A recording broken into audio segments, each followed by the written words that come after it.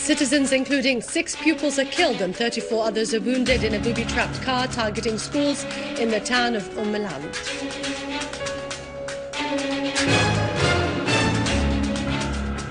Prime Minister Al-Halaqi tells the Australian delegation that the state supporting terrorists will pay a high price.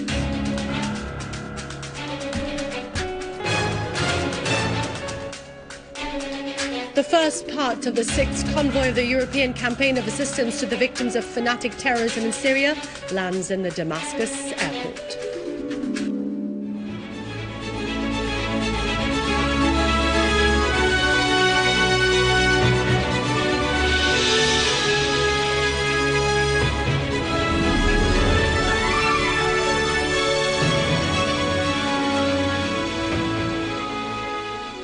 Good afternoon, welcome to our news bulletin. I'm Dania Nizam. Yesterday, Prime Minister Al-Halaqi received the Australian delegation currently visiting Syria to show solidarity with it. He briefed the delegation on the war against Syria and expressed hope that the delegation would reveal the truth about events in Syria to their people and public opinion. He also asserted that some Western countries and Arab systems would pay a very high price for their support to the terrorists who shed Syrian blood. The terrorism which they supported would harm them. Prime Minister Al-Halaqi asserted that Syria has the 6th strongest army in the world. This motivated the plotters to try, through their terrorist tools, to weaken Syria's military structure. He pointed out that the Syrian army is fighting world terrorism that has come from 83 countries from the extremist fanatics, including some Australians. He asserted that the Syrian economy proved its capacity to remain steadfast in the face of this war and the systematic sabotage that targeted all its institutions and infrastructure. Prime Minister Al-Halaqi expressed appreciation of the noble attitudes of the friendly Australian people and national parties, popular organisations, writers and politicians who stood by the Syrian people in their war against terrorism. The members of the delegation expressed regret for the existence of Australians within the terrorist gangs that shed Syrian blood. They also asserted their determination to reveal the truth of what they saw on the Syrian ground and their observation of the natural life which they saw in Damascus. They would also expose the false lies and fabricated claims of the suspicious TV channels. The delegation also expressed appreciation of the sacrifices of the Syrian people and army in their resistance of terrorism. They considered these sacrifices an example to be followed by all free people in the world.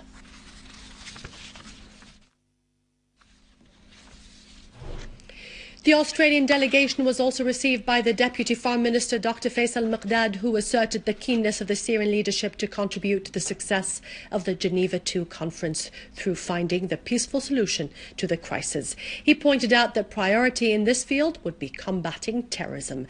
Professor Anderson, leader of the delegation, asserted that all Australians reject arming and sheltering terrorists because this would be against democracy and the rules of international law. To show the solidarity of the Australian people and WikiLeaks party with the difficulties that Syria is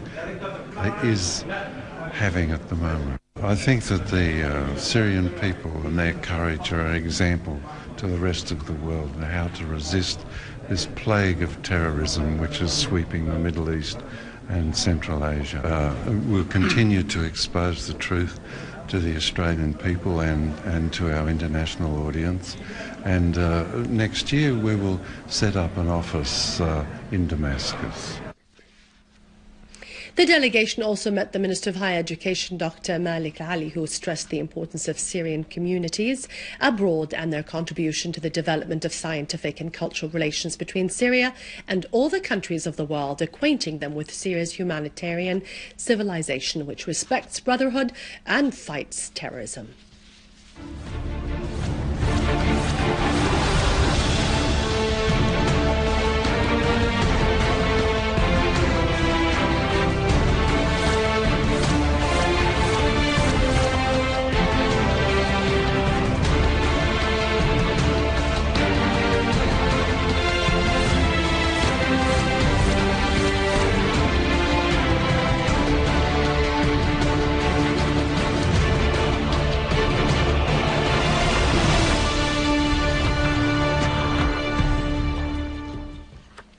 first part of humanitarian assistance arrived in Damascus airport yesterday, representing the European campaign of support to the people harmed by the terrorism of fanatic and extremist gangs. It included food, medical compounds and the necessary requirements to face the winter. The second part of the same convoy is expected to reach Beirut in the next few days, bringing more than 500 tons of assistance. The officials running this European campaign of assistance asserted that they faced many difficulties, but they were able to overcome these difficulties because of their determination to reach Damascus. 8 citizens, including 6 pupils, were killed and dozens were wounded in a terrorist explosion of a booby-trapped car targeting pupils in the town of Al-Amd in the eastern countryside of Homs. A police source said the car was detonated while the pupils were in their school. He added that the explosion also led to the wounding of 34 citizens, most of them pupils and teachers. It also caused heavy material damage to the buildings and infrastructure of the schools.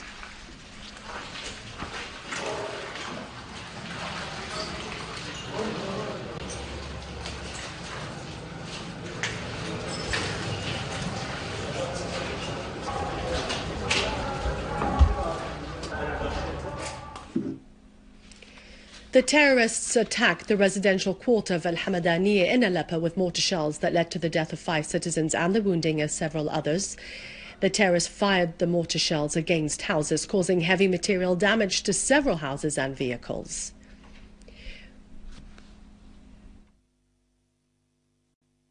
Within the context of the continuing terrorist crimes, the terrorists fired rockets on houses in Al-Aziziyya quarter in Aleppo. This caused a large fire in a storehouse of food supplies and heavy material damage in a number of houses, but no human casualties were reported.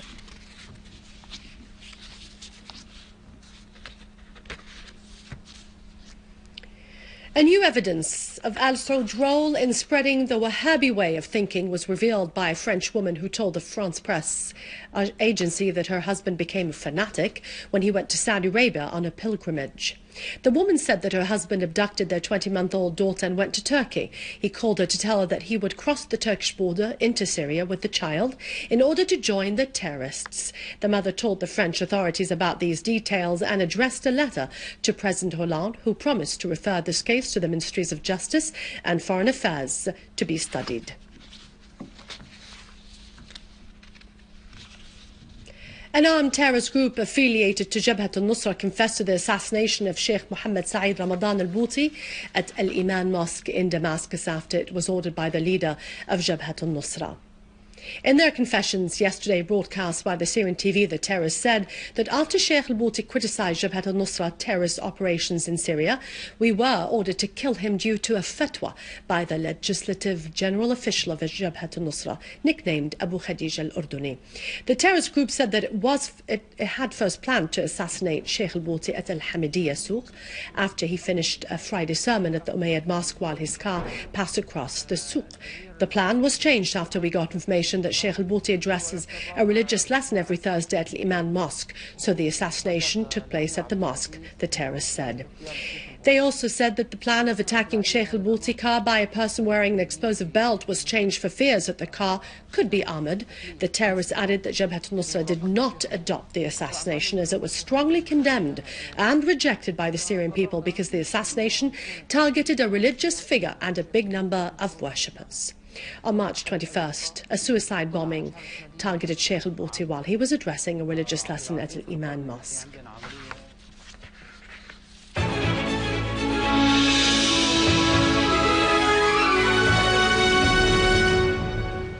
ALTC, Advanced Language Training Center, organized an activity under the title A Damascene Day. This event included information about the social activities of the Syrian community.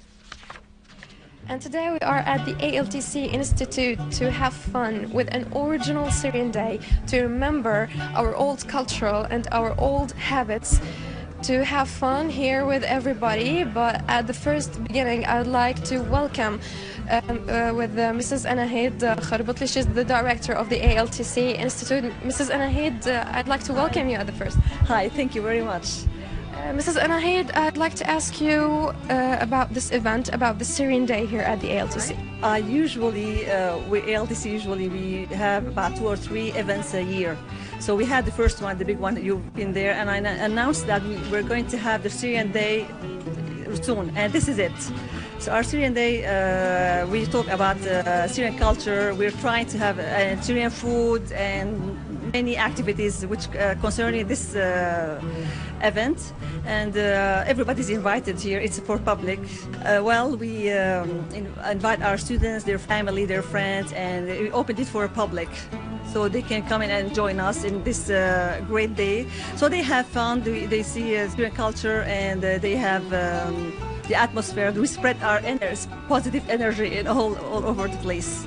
So everybody is invited to the ALTC Institute to have fun with us. It's been very pleasure, and I really had fun. So don't waste your time and come here to join everybody, their happiness. It was me, Danat Imam. Take care, everybody. Wish you all the happiness. With this, we end our news for today. Thank you for watching us. For more details about Syria and the region, and to view this bulletin again, you can always visit our website in English, syriaonline.sy. After the break, it's our economic and business news with Vani. Thank you for watching us again. God bless you, and long live Syria.